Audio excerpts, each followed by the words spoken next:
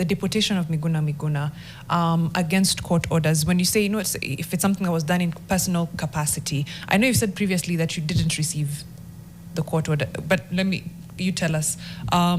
Yes, Miguna, the courts did find that his deportation was unlawful. You are again Interior CS at the time. That was your docket to declare him, I forget the term, but basically... Persona non grata. Persona non grata. Is that the legal terminology? Yeah. I don't know what I'll ever do to be able to deal with this Miguna matter once and for mic. Yeah. Once and for all. Now it has become a point of amusement for me, and it's amusement because the court has pronounced itself several times on the matter. The supposed violation of a court order, I have been a competent court of jurisdiction, the Court of Appeal at 3-judge bench, has found out that I did not violate the court order. The matter has been explained several times. Now, I don't know why we keep going back to it. I think the populist nature of it sometimes prohibits people from understanding the matter in its own context. I am the first one to tell you that I deported a lot of people as Minister for Interior. Many of them, for criminal activities, non-Kenyans who were engaged in all manner of monkeying around and so on. The case of Miguna was fairly straightforward, and as I've explained before, I actually cannot see any violation. And I would like to ask journalists, including you guys, before you address this matter, please spare yourself some time. Go to the files and read some of the existing literature on this matter. Read the judgment by the High Court by Justice Lenaola on citizenship acquisition. Talk to some people at the Immigration Department on, when the new constitution kicked in, how will you regain your citizenship? If you had renounced your citizenship, the process is there. We've gone through that drama, I don't know how many times in my life. That piece of paper that is prescribed, to this day, by the way, even as I sit here before you today, Mariam, that is the same piece of paper people feel to regain their citizenship. It has never changed because it's provided for in the law. You cannot circumvent it. You cannot go around it. Right. And so I just don't see what my crime is on this matter, yet people keep coming back to it and so on and so forth. I guess I have many other weaknesses that people could dwell on. Yes. So find them and dwell on them, because that is a matter that has been settled and sorted out. So when this, we go into the contempt of court ruling was overturned, but on procedure, not on merit, if I'm correct. On procedure, not on merit, meaning that it was the way it was done and handled. Yeah. Okay. On the not on the merit of the case, but on the procedure of the case. The technicality. Yeah, on a technicality. The process used to convict Dr. Matiangi, yes, and his co-appellants was fatally flawed. Was fatally flawed, not on the merit of the actual deportation case. We can sit here and split hairs the whole morning, and I don't know. I can't pass judgment myself on when a court is right or wrong, because that's not within my province. All I know is that a competent court made a decision on this matter, and for heaven or hell's sake, I honestly think there are many other things that we need to do in this life than concentrate on that particular one incident. And I don't know why that particular one incident that has been explained over and over and over again, and especially when I don't know why people don't. We can pivot. We can pivot, but let me explain why. It is because it speaks to a respect for the law, of systems and things like that. Speaks to the same issues as those of like extrajudicial killings, etc.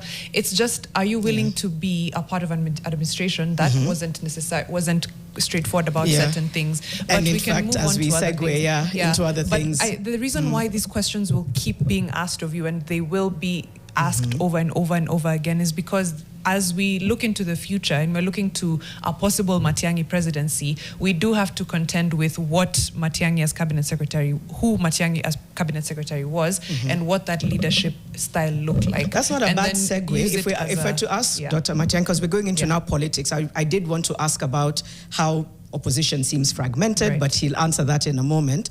It's also to speak to how you're taking all this and carrying it forward to say, in my presidency, these are the things that will absolutely not happen under my watch. Under my presidency, I will fix this broken system. How are you navigating now, thinking through the questions that Mariam is asking that you're not asked again in 7 years? You know, by the way, Janet, the very unfortunate situation, and please allow me to be very blunt on this matter.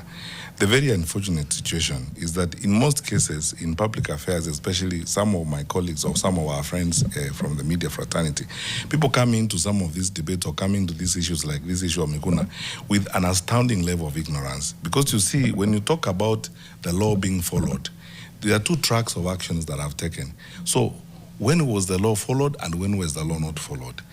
We could never have acted in that kind of manner if we didn't have the law protecting us.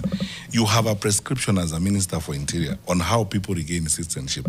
You cannot go outside of it. You just have to follow that particular prescription. And we are signatories to a lot of international conventions on how people travel. The law is very clear on how people travel and come into the country.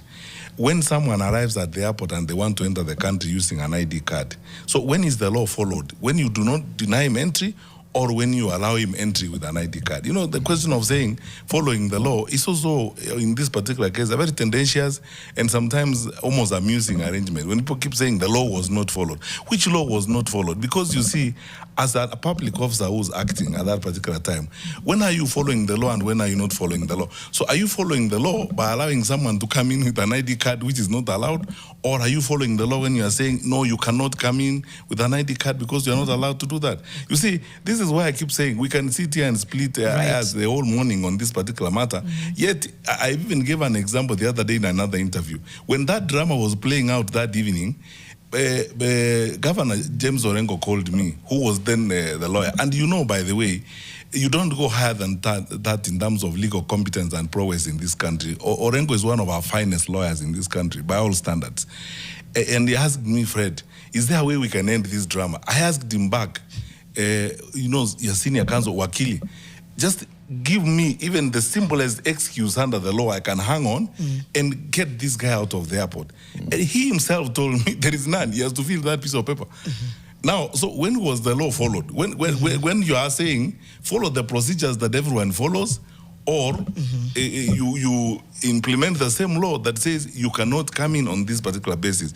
And then, Janet, if you give me time, you bend over backwards because the interest of the citizen in resolving the problem is in some of those extra miles you are traveling to resolve the matter.